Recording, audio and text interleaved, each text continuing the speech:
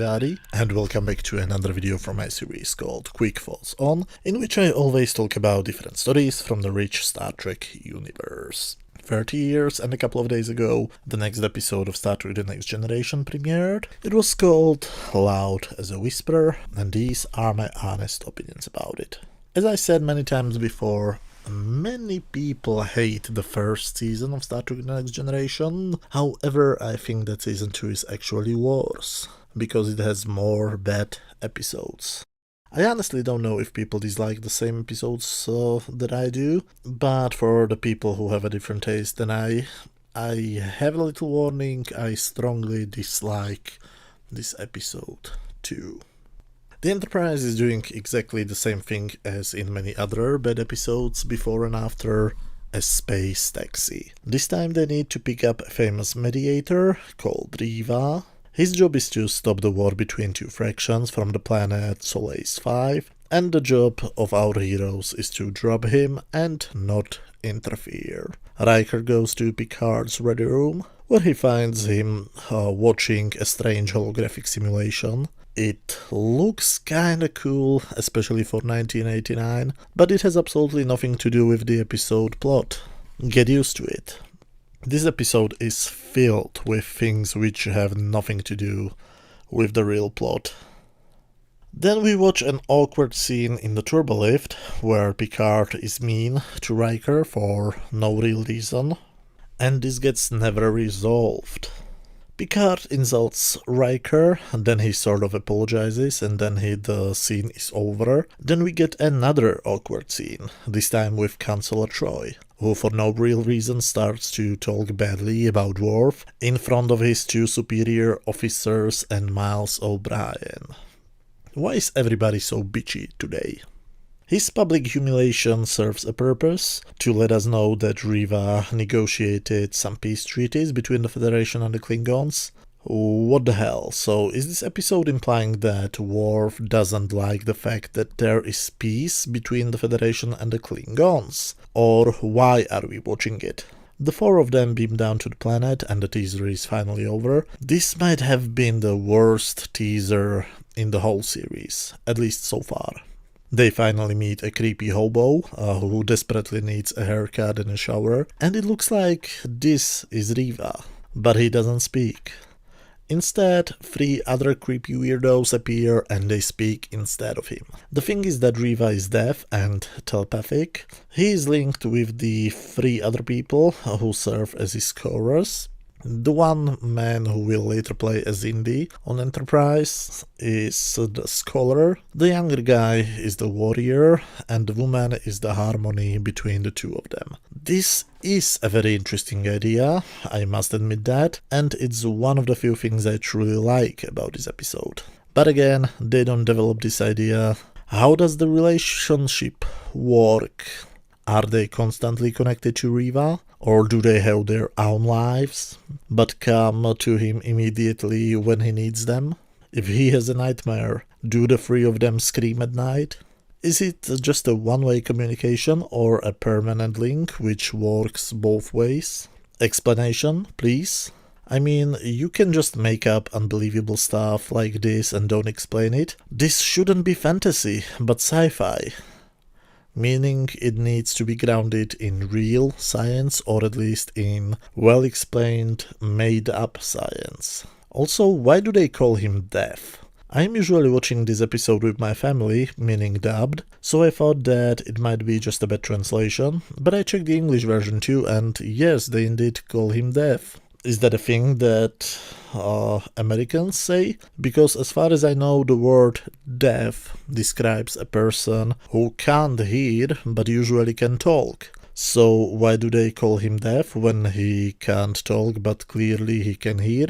Or are the scenes in which he reacts to somebody saying his name just bad acting and directing, and he should actually be also deaf by the standard meaning of the term?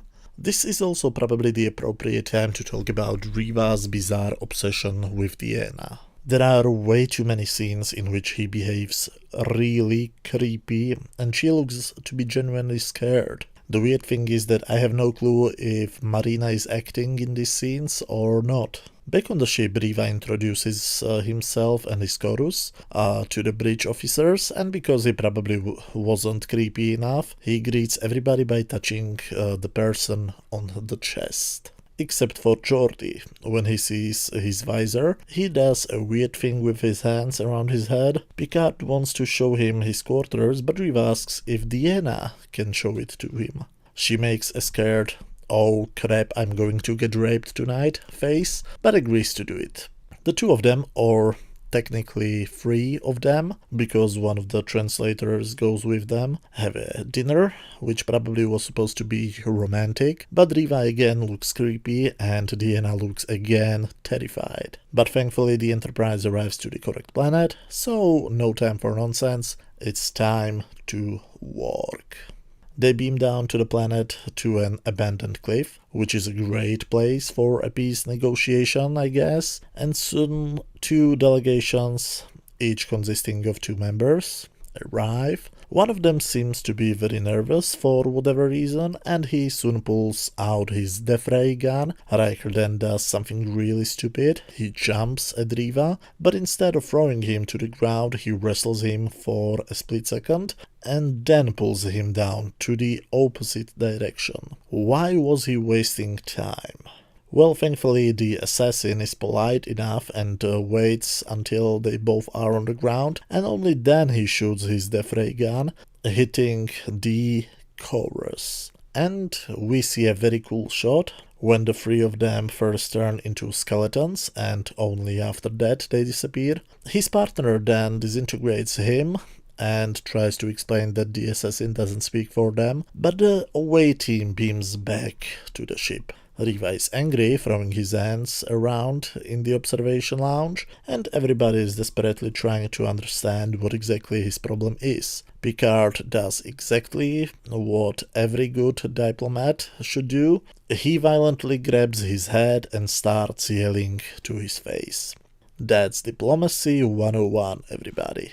Picard sends him to Dr. Pulaski to find a way how to communicate with him and asks Data to learn his sign language, while Riva demands to be brought back home. Yes, screw the natives, what a great negotiator.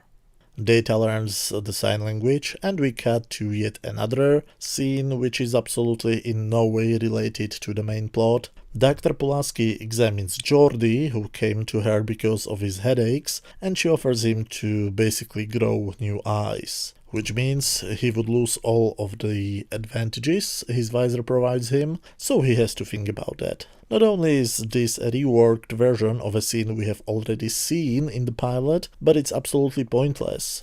Just like way too many other pointless scenes in this episode. It really feels like they filmed the script and in the editing room they found out they have 20 minutes worth of usable material, so they wrote a bunch of random crap to fill the running time. Troy and Data meanwhile go to Riva to ask for help. Deanna is going to try to finish the negotiations herself. And again, I don't know if this is her strategy, how to tell him that he should stop thinking about himself and start thinking about a mission, or if she, an absolutely useless ship psychologist, was tasked by Picard to negotiate peace. Riva tries to explain to her that she doesn't know what she's doing, which is correct, but when he realizes that his strategy is basically turning a disadvantage to an advantage, he comes up with a plan. He returns back to the planet, alone, and his plan is to teach both factions his sign language. Boy, I wonder how long it takes before they kill him. But we never go back to the planet or mention any of this again, so yeah. And Picard congratulates Troy for doing a great job. I will be very honest about something. Those of you who watch my videos regularly will know this already, but for those of you who don't know me, I don't care about your race, your sex, your sexual preferences, or even your political opinions most of the time. I treat people equally, or at least I try. I don't care if you're a straight white man or a black lesbian woman. I care about who you are as a person. The same goes for different disabilities. I had a member of my family who ended up on a wheelchair, and thanks to him I spent a lot of time with people with both physical and mental disabilities, and I learned very soon that the best way how to deal with them is treat them like equals. And I hold the same standards to media. I always get annoyed when professional critics, with their modern trend, you know what I'm talking about. Oh, the Doctor is in the new season of Doctor Who a woman. That means it's great, right? Oh, Black Panther has almost 100% black cast. That means it's great, right? Guess what? I didn't hate Ghostbusters 2016 because it had women in it. I hated Ghostbusters 2016 because it was a horribly written, poorly acted, poorly edited nonsense. I didn't dislike, I don't want to use the word hate. I didn't dislike Black Panther because almost everybody was black. I disliked Black Panther because the horrible PlayStation 1 quality CGI effects always took me out of the movie and the plot was kind of boring. I didn't hate The Last Jedi because it has strong female characters. I hated it because it was a bad parody of The Empire Strikes Back filled with unfunny humor, far-left propaganda, and it completely destroyed one of the best written heroes of the 20th century.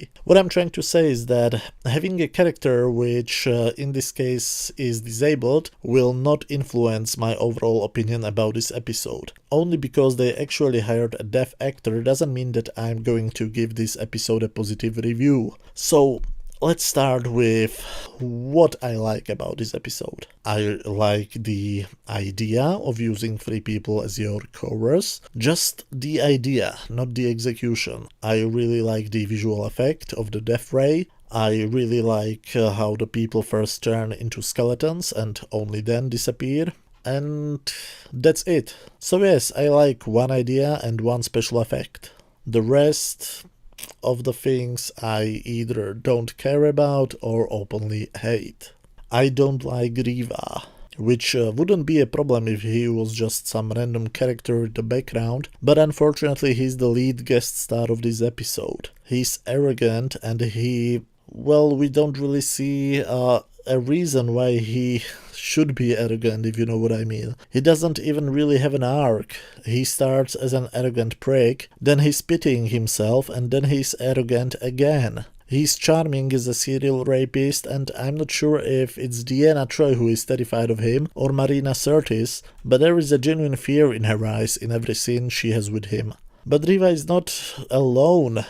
Even Picard and Troi are really unlikable in this episode. And why? We are never told. This episode really feels like it was only 20 minutes long originally and they had to fill time with some random nonsense. Overall, on my standard scale from 0 to 10, where 0 is absolute garbage, 10 is a masterpiece, and 5 is just average, I would give this episode 2 out of 10.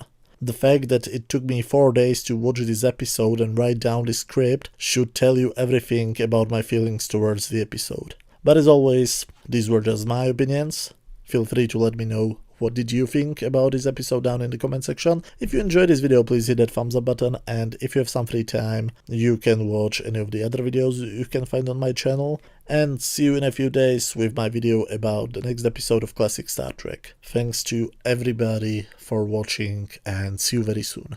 Bye.